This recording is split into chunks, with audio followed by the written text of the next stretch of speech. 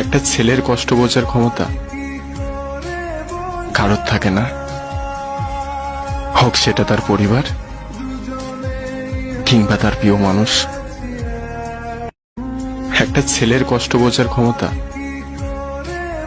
কারোর থাকে না, হোক সেটা তার পরিবার কিংবা তার প্রিয় মানুষ। একটা ছেলের কষ্ট বোঝার ক্ষমতা কারোর থাকে না, হোক সেটা তার পরিবার কিংবা তার প্রিয় মানুষ। একটা ছেলের কষ্ট বোঝার ক্ষমতা কারোর থাকে না, হোক সেটা তার পরিবার কিংবা তার প্রিয় মানুষ। একটা ছেলের কষ্ট বোঝার ক্ষমতা কারোর থাকে না, হোক সেটা তার পরিবার কিংবা তার প্রিয় মানুষ। একটা ছেলের কষ্ট বোঝার ক্ষমতা